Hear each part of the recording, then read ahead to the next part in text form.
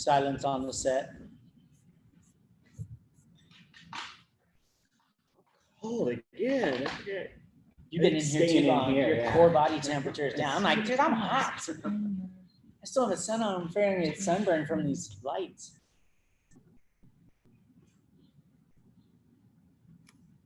Okay, you guys are good to go. We're going? Want to kick it off? 1 o'clock. Es la una. We are live. We live Zoom too? Yeah. Live Peachy Canyon Winery, April 16th, 2020. Happy Thursday. Welcome back. I think we should deem this palette wrap.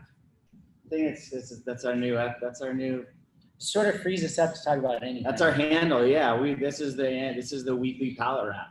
We can talk about palette, talk about wines, talk about whatever we want to rap about. We can change it up. Doesn't have to be exclusively wine, but we'll focus on wine, and we're gonna deem it palette wrap. Hashtag palette wrap. Happy about grapes. Yeah, grapes, dirt, tractors, whatever. Shooting squirrels. Squirrels, gophers. April 16th, the day after Untaxed Day. Untaxed Day. Birthday boy, birthday. Josh Beckett, turned 32 yesterday. 32? I thought it was 31. Sorry. He's my older brother too. Cool. Welcome back. Thank you for having us. Welcome to Paso Wines, hashtag Zinfandel, hashtag Peachy Canyon. Here we are. Today we've brought two new wines, two new 2018 wine club wines with us, two special wines that are true to heart, that are really close to Jake and I and our team, because they both are 100% estate and both are 100% from the Mustang Springs Ranch, where we are today, which is super cool. And a heavy hunk on this dry farm. Yeah, the majority. One is exclusively dry farmed, and the other one is 63% dry farmed. We started to poke around that last week, and so here it is. We got it in the glass now. So it's always cool to taste these guys. They're such a small amount, and it's right here in our backyard. And Josh and I have been fortunate enough to be involved since its inception. We literally ripped out the dead almonds at the time they hadn't made it. They had some dead almonds up around the hills, and we had already planted the flats here around the winery. And in the early 2000s, just started plucking those old trees out of the hills. And now, 18 years later, we finally got grapes coming off of them. So it's cool. Planted and replanted and grafted and regrafted and standard. Screw it up, figure it out, do it right the second time. If you miss it the second time, I don't know. Sorry. Shame on you. But yeah, so if you are at home and if you're a part of the Peachy Canyon Wine Club, these wines are exclusively wine club first and foremost, and then come to our tasting room next. The first wine we're trying today is the 2018 Mustang Springs Zinfandel, which is 95% Zinfandel from the ranch. Like I said, 60-some% of that is dry farmed, and then just want to look at my notes. Technical. 2% Syrah, 2% Grenache, and 1% Mourvèdre, Mataro, however you want to call it. Mourvèdre. But all dry farm. All those Rhones are from our little Rhone Valley, and then the Zin is predominantly from Nancy's View, a lot of Ducey clone, and then our Windmill Block, which is Duprat clone, mixed with some other Rhone plants as well. At some point, we got to blast a map, have it rotate up there so they know the GSM here in this lineup today. It is its own little valley. We got this little Rhone Valley behind our chicken coop up here to my right, your left. Killer little valley. It has the Mourvèdre at the bottom of it and the Grenache and Syrah at the top. And they trickle right out of the chicken coop and down through this valley. And then Nancy's View, a little tribute to our mom, Nancy Beckett, is right behind you guys. And it's got this afternoon facing. You would think it couldn't grow and it would just be scorched, but the soil works. The moisture retention is good, and our timing's been decent enough to keep them alive, and we actually get some really good fruit off that hill. So we're stoked on this. There's all these blocks, and the windmill block is where Dad's windmill is on the other side of the house, looking down into the valley where the winery is, where we're sitting now. So cool little spots that are right out of our back door.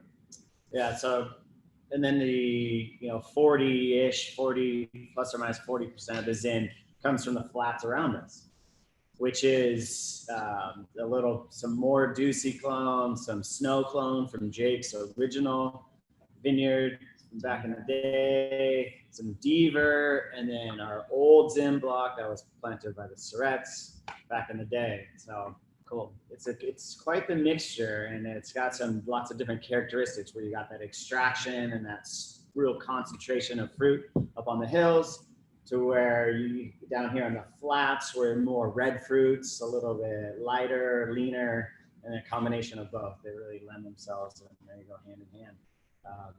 Wines are all hand pruned, hand farmed, hand picked, brought in small portions even during harvest. These are made in small batches, but from day one when we even bring the fruit in, we say let's not pick more than 5 tons, especially when it comes to the estates. We don't want to overload the winery. We don't want to rush it through the cellar. We want to be as hands-on as possible with the fruit from start to finish. So just a couple tons each day, bring it in, sort through the clusters, pre-sort, and then a post-sort where we literally sort through the berries, clean it up a little more, and then all goes to open top fermenters where they rest for the next 15 to 30 some days of a slow, easy fermentation, all hand punched down 3 times a day. Top notch. And then, to a gentle basket press, to tank, where we kind of, figure out what we want to do, and then to barrels, predominantly French, and a little bit of Hungarian, and a lot of large format, a lot of puncheons. In general, right? So you do general. So, but as far as, let's taste this thing. Yeah, taste the Zin first. Taste the Mustang Springs Zin. So it's probably some of those barrels you just mentioned. Yeah, so there is a mix of French and Hungarian on both of these wines. Both of our, these are not overly oaked. They're really elegant, and the wood is very complementary of the fruit. They're not overly woody, overly vanilla, overly sweet, like what you would get sometimes with American oak. These are very concentrated and approachable, really juicy. Lots of raspberry, strawberry. It's got just a little bit of spice on there. Yeah. Yeah, nice spices. That's tasty. Nice and juicy. We have gone away from the, the 90s style Zin, early 2000s maybe, still hanging on with a really high, big and huge Zins that had big RS and high alcohol, sweet, and just over the top. They were just kind of raisiny, really, raisiny. That's always a good one. We were tasting through a bunch of wines yesterday when I popped in. They were all Zin, or mostly Zins that Drew had, and we were talking about that whole from the 90s to now transition, and they're just evolution, because those ones were like 13.9s, barely 14% alcohol, and it was nice. You couldn't, and they weren't weak sauce wines. They had good fruit and they were balanced, and they weren't this 14.9, you see these days, just real over the top, where you have to have so much of everything else to carry it, or else it's really strong. We like the wines to be varietally correct. We like you to be able to see and taste Zinfandel in the Mustang Springs. That's what the predominant grape is, what the wine is, and we want you to be able to enjoy it. We don't want it to be over the top, and especially then the wines will age a lot longer too. Zinfandel doesn't have tannin that it's going to age like Bordeaux's and Rhones made for a long time. So, as a wine ages, the fruit tends to fall off and the alcohol really shines through. If we can have a lower alcohol wine, the wines are going to be more approachable as they age and age longer. Yeah, you're going to end up with this. Yeah, without that balance, you end up with these really bricky, high alk, Yeah. 6-year-old Zins, and I think these seem to be aging well the last 5 or 6 vintages on this ranch. So that one nice. comes in at 14.4. Really nice. 14.4%. So, just barely over 14% alcohol. Really, really pretty Zin. It's good. It's tasty. It has that juiciness that's starting to come off of this ranch, where they're not sweet fruit. It's just really nice. I always say it at home. I get around just fermented berries. Man, I love fermented juice. I like lacto fermented stuff. I just like fermented things. They're fun on the palate. It's always interesting to see how different grapes ferment differently, and then of course how they're made. But it's just fun. It's a great taste in the bottle, and I think this one's gonna last a while. It's killer right now. Yeah, and like you guys at home right now, when you're sitting around, whenever, if you have these wines, but always don't forget, and we're going to taste it again next week, a portion of this also goes into West Side. Yeah. Which is crazy to even think. And then the next couple of vintages, which we're going to revisit next week, West Side again, but that's going to be killer. Mm-hmm. That's going to be, it'll be fun because we're going to keep these, they're small and there's only so much of it that qualifies, we feel, for a wine club position. What's rest from these ranchers, which is all showing really well, which is the stuff we were tasting through yesterday. It's going to be West Side. That's nuts. It's going to be good. Yeah, can't wait. Super excited about that. So Mustang Springs, a lot of nice fruit, very elegant, very approachable, 400 cases made, really small production, Tasting Room Wine Club. Get it while you can. Really happy. And what else? Anything else for Mustang? Mustang Springs, just a cool ranch. It's just a neat one in the bottle. Both of these are really neat. They share a similar story. One being our heritage varietal, and the other one being, this really nice Rhone. But really, the shared story is they're both from this ranch. And we got into this ranch in '98, I believe, or '99. And started working on this hill in probably 2001. These 2 hills are kind of 3, but it's like 2. One's attached. Right. One of them's got like a weird deformed hill on one side of it. But anyway, we're 19 years into this, so they both have a really cool story that go hand in hand. They just happen to be different varietals from the same hills, but different spots on the hills, which makes these hills even cooler, from that red clay we talked about last week and some of the granitic stuff. And we're in this this legitimate Lenny Coloto series here, but we've got some other interesting things happening on these 2 hills and all these different wines coming off of them. So I don't know. I think we'll trickle back into the Zin when we do the GSM, probably. A question. We love the questions too for anybody out there. Throw anything. Dawn and Lisa Landy. So MSR is much better than the past releases. I have to agree. Even some of those past releases were mine. but the grapes are from a different place. So if you both Mustang Springs, but what we keep talking about, what the last diatribe was. Yeah, it's those, right? It's definitely. So the vineyard. After 19 years of farming this ranch, but planting the hills over this last decade and more, that's the evolution of the fruit has really come to fruition into the wine. I think it just goes to show, you can only do as good as the grapes are. These wines are only gonna, different winemakers are obviously gonna shine differently, but they all have to start with really good product. And we believe in these hills. And I think what you're seeing is the fruition of 19 years of work on these couple of hills here at the Mustang Springs. Yeah, vineyards, the fruit's in the bottle. That's really what it boils down to. Right? We can. This is All You Can Do Is Screw It Up series that we're in right now here at Peachy, with all these ranches coming online. It literally is ours to make or break when it comes to the vines, and these vines are showing well. I think that's why. I think the past Mustang Springs were great. They're different. It's not that they're. You might translate as better to one person who tastes that wine, and another person is just different. I think they're different, but this is definitely come up. It's better product. We have better product to work with. So we haven't changed. We have had from myself to Terry Colton to Robert Henson. The winemakers have changed, but we haven't changed our equipment tremendously. We haven't changed our barrel program tremendously. The vineyards have changed. The vineyard has evolved, and the fruit sourcing has gotten better. Hence, the wine has changed at the same time. Mary, how long would you lay down the Mustang Springs? You know, I'm a true believer of Zinfandel. I love them at 2 to 4 years. I like, you know, when they're at the peak of their youth, when they really are fun and exciting and are exactly what we wanted you to be able to enjoy from the barrel to bottle. Yeah, true representation of that vineyard.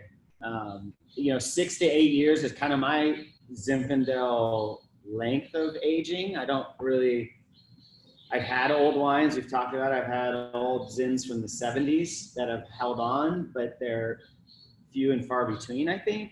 Zinfandel's not a long. Yeah, I think if you wanted to reflect the character, you know, there's only, it generally has only so many years. That's not to say, I mean, 20, 30-year-old Zins that are deemed great, I'm pretty sure they taste nothing like they did that first 4 years in the bottle.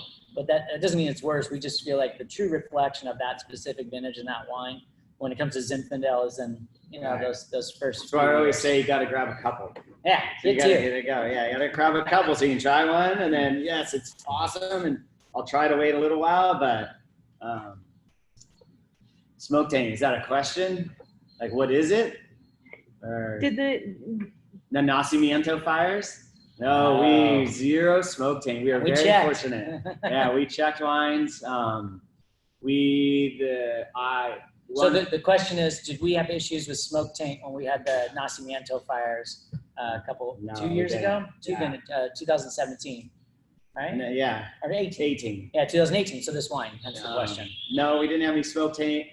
We definitely, the trajectory, because I would go out Chimney Rock to Vineyard, out to Ted DeBose Ranch, out to his vineyard, towards the Pacific, to the Pacific, toward past Tablas Creek, where you could be up and you could see almost Big Sur. You could see Big Sur, but you could see the fires at Nacimiento, and it never really came over us or towards us, which was really nice. We were very fortunate. I went fishing a couple of times, and it was socked in smoke when we were fishing out, you know, just a couple miles out. So a lot of it seemed to like become like a marine layer to us. It sort of went that way, like Josh is saying. And I remember looking back on it, looks great over on where we live, but it sure is smoky out here. I've been out to the Cal Shasta Club on a few times since then. I've seen the unfortunate cabins burned down, and I mean, it was close. But it literally, to drive from right here to the Cal Shasta, where the heart of the fire was, that's an hour drive. Yeah. Even, you know, so it's still, that's still some distance. And the wind didn't seem to bring it over here and settle on it. So we did not suffer a smoke taint, fortunately. Fingers crossed, you know, every summer is a new summer, and we'll see. Yeah, a lot of trees around here, so. A lot of oaks. Moving on to GSM. I don't want to, you know, we have the fortune, I think, of our second release of a true GSM, an estate GSM. Legit. This is from the Mustang. 100% dry farm, 100% head pruned. 100% one of the favorites in our house. People, this is Adelaide district here at the Mustang Springs. Like Jake was talking earlier, our little Rhone Valley. We do have a couple acres of Grenache, couple of Syrah, and I think one of Mourvèdre. So really small quantities. You know, to be able to have this, you know, Paso is, you know, historically Zin, but the Rhones really have taken off over the last 2 decades. I mean, it's been a while, and there's definitely some players, a lot of our friends that have really put Rhones on the map here in Paso, and really, with that, they've also elevated the winemaking.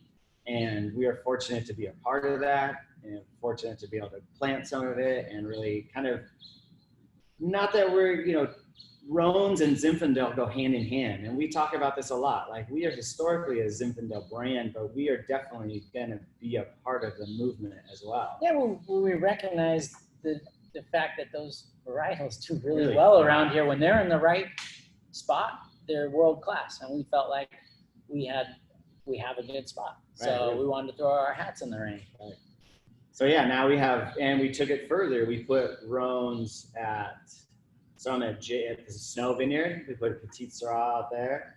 We put, and then we put the Syrah, Carignan, Mourvèdre, Grenache over at our Kyler project as well.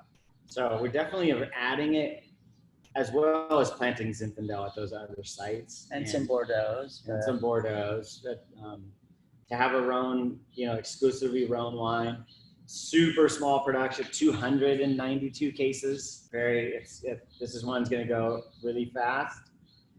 It is. I've seen some people's the wine club people that have already gotten the wine and already opened it, and their responses are they're just like mind blown by this wine. The really fruit and the juiciness and the lush, and it's just, there's so much going on. It's really cool. It's a juicy GSM for sure. We, my other half and I were trying to figure out how to have it for breakfast, and we came up with it finally today. You just got to swap some meals around. So we ended up, we're going to launch a little huevos rancheros with dinner in the GSM tonight. We think that'll work perfect with it. So if you would like to have this for breakfast, just have breakfast for dinner or lunch. Nope. Or do the sparklers. I don't know. I can't do red in the morning yet. I've tried. I'm sorry. But yeah, same, on the winemaking, like a lot of our actually all the wines across the board now at Peachy, it's very hands-on, very meticulous, very slow, very letting the wines really almost make themselves, just guide them. And same in the vineyards as well with Antonio and Francisco. Really just being as hands-off as possible and just helping them get along. Do a lot of, It's weird because it's like the easiest thing to do and the hardest thing to do. I heard somebody on Liquid Lunch say that today, actually, with Adam and the guys. And I'm like, he's right. Because you got to be hands off, but you got to be ready, and you got to do certain things at a certain time. And it's not rocket science, but you got to do it. You can't be behind. Can't miss it. You can't miss the opportunity. You can't be behind the 8 ball. Like we're distant right now. Like I jumped off a tractor at noon to come here, which is awesome. I love driving tractors, but I like doing this too. But we're hustling. Now's the time. Out on the snow ranch where I live with my family, it dries up really quick. Even though we just had rain last week, the stuff's going to be concrete if I don't get to it. So I'm doing a light till and then just grooming it, sealing that moisture in. And it's easy to do, but I mean, I have nothing better to do right now. We're kind of stuck out there anyway. So it's working out my time. It's helping me with my timing actually, but timing is important. And it's like timing, not a lot of hands off, but hands on. Yeah, our hands off right now. And then literally in 2, 3, 4 weeks, we're going to be super hands on. We're just going out and doing a little manicuring in the vineyard. Already starting. Dude. Taking all the shoots off that we don't want on there. The suckers and anything down below our fruit zone. We're going to clean them up, make sure we don't have too much fruit to begin with. We'll do a light shoot then. That'll be hands on, and then don't touch them again. Yeah. Dry farming and so two things we keep throwing out, 2 terms, dry farming and we keep throwing out head prune. Well, one, dry farming is a historical practice, whether it is the almonds that you see around pastoral ovals or the walnuts or the vineyards and vegetables and the watermelons out at the airport, those guys dry farm those. So we planted the 33 acres here at the winery with 0 irrigation. Meaning we don't have hoses dripping water on them. On the plants. They live off of Mother Nature. Strictly rain. We chose particular rootstocks that are more drought tolerant to grow the vines. We do farming practices to eliminate weed pressure, which obviously takes water. And we do our timing, like we've been talking about, as hands-on. We're in go time in the field to eliminate that weed pressure, but also to seal up the soil. Yeah, you can imagine just raking a garden. So there's nothing but just fluffy dirt. That's how we treat all these acres and acres and acres. We're just gonna groom them. It'll look like we took a butter knife and just ran it across them. And then, yeah, we actually literally roll a big, huge ring roller that literally puts just a little pack down that fluff, just a layer, so it almost makes a crust of soil. With that said, when you're dry farming, especially on where we are, which it's barely doable, but we do it, you have to plant the vines a lot further apart. Yeah. So you end up with a few hundred vines per acre as opposed to maybe 2,000 that people do in these high density vineyards where they're meter spacing and we're going 12 foot by 12 foot so that we can drive diagonal, up and down, and sideways. And that way we can do as much weed control with just tractors and implements and without spraying as we want to do as much of that as we can. But also we can't have the vines pressuring each other. If it's too dense and we don't have a lot of water, they're going to be stealing water from each other. Yeah, so we want them to, it's hard enough on your own on these hills. If you have, your cousin next door trying to snag some water, then you're going to have problems. So we space them really wide apart. So, and also when you're driving sideways or diagonal on a hill that's like that steep, you're drifting the whole time and you need 12 feet or more, even though your tractor's only 6 feet, because you're slipping 2 or 3 feet here and there. It's pretty hairy, but it's fun. It's spooky. And then head prune. Head prune like a vine on a bilateral cordon, or what you see traditionally in 99% of the vineyards around Paso, or 95, is where the vine comes up and splits and goes 2 ways down a wire. Bilateral cordon. It's like a T, capital T. There's a unilateral, one goes up in one way.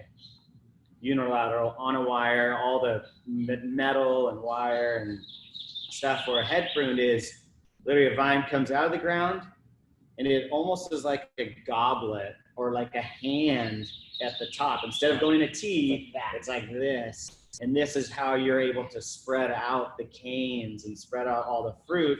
And it's been referred to as bush vine. Mm-hmm. And it looks like an umbrella once they've grown in. So that goblet and those canes grow up, over and down at 360 degrees around that head. And they look like little umbrellas everywhere. It's a nice way to keep the canopy management, the airflow, so that everything's spread out and spaced out, yet it shades the fruit underneath as well. Yeah. Like Jake said, the umbrella. And so it seems like it doesn't overcrop itself as easily as it will on a bilateral cordon. I feel like that's probably the dry farming too. The plant just knows, like, if I throw too much fruit, I'm dead. I'm not gonna make it. So it's nice because that's less fruit. We have to drop fruit on a lot of our vineyards just because they're, vines are hardy. They like to grow grapes, so they'll throw a pretty good bunch of grapes, and we have to thin them out. But on this head train dry farm stuff, we don't have to thin quite as much. We're already pretty low yield on them. Yeah. Where we can get 4 tons per acre of really good fruit on our, 3 to 4 on our bilateral cordon stuff that is irrigation. If we can get 1.25 tons per acre off this head train, we're pretty stoked. I think 1.5 tons, maybe the Grenache a little more, other varietals a little less, but on average, that's pretty much where we're at. And that's all we can get. So also, which is why we have limited amounts of these too. How long would you lay down the GSM? Man,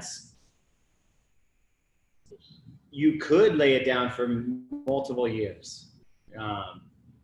I've had reference, like I said earlier, from some people online to even some neighbors who are wine club members that they just, once they opened it, they almost couldn't stop drinking it. It's like, yeah, you don't want to accuse it of being a porch pounder because it's not that it's that. It's just so good. Yeah, exactly. It is so good. It is so smooth, and it's that Grenache really lends itself to be so juicy, and then the Syrah and the Mourvedre give a little bit of structure, a little bit of tannin, a little bit of texture. But it's still smooth. It's not overly tannic or overwhelming whatsoever, but the fruit is smooth and juicy that you just want to keep enjoying it. But I just love this. I have no idea with this because it's not a monster. It's not a huge tannin bomb. It's not showing like like it's going to be 30 years in the bottle, you know, kind of thing. No, not at all. Interesting noise. Yeah, I think that's a But, solenoid. but in the who tank. knows? It's just, it really is balanced right now. It's ready. I mean, It's ready, but I mean, you can Good. 4, 6, 8 years, no problem, and you can lay it down and enjoy it. But it's going to be one of those ones where I don't know if I can. Yeah, and collecting wine's fun and aging wines is fun, but there's a lot of wine to drink. No, you know, don't take up all the space in your cellar with something you're never going to consume. I did it last night for my birthday. I had been laying down a wine for a long time. And it was only a 2011, not a peachy wine. And in its heyday, it was unreal. And last night it was still unreal, but it wasn't quite what I remembered it being. And I was like, it's really good still, but I really want to So good then. So yeah, but get a couple. Yeah, get a couple while you can. We're running out of 1:30. time. Don't forget, we have a special right now for Peachy. We've got an awesome 4-pack of West Side, Cirque de Vin, Rosé, Chardonnay. We're going to be, we'll be pouring, next week we'll be tasting the West Side again, but also featuring the Cirque de Vin. But yeah, what Josh was mentioning, we got this great program, this 4-pack, we're doing $79 for these 4 wines. So it's a great little care package deal and also something that you can get for yourself to go along through the tastings with us. So once again, we'll be doing West Side and Cirque next week, the Rosé and the Chard the following week. And then we're going to roll into some fun library stuff, some other 17s we want to do, have some fun tastings with. But yeah, this is a great care package, gift package, and something for yourself at a really good value for some really solid wines. And it's going to be fun going through them over the next 2 weeks. Yep. And then again, reach out, more questions, you know, send them to us, give us some more talking points, and we'll have fun. Remember, when you're out in the market, think Paso. We got a ton of good wineries in Paso, world-class wines. Drink Paso. Support your local grocery stores, restaurants. We went to Edo the other day and got pasta to go to make an awesome spaghetti dinner with the what did we have that night? Meatballs and lamb. Meatball, lamb, truffle with some Mustang or a Special or something. It was awesome. And you know, we talked about, spaghetti and meatballs maybe for tonight's wine. I think we're doing that. So yeah, drink Paso, think Paso, and of course, as always, Peachy Canyon, and be safe. Enjoy your time with your loved ones.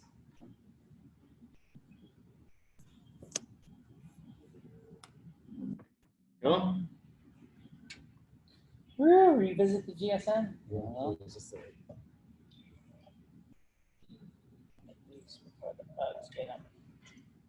Cozy, is that your nose on my foot? Yes, the whole time.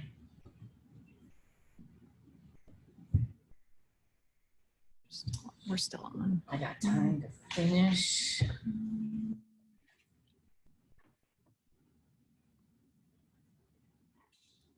Megan is still with you guys before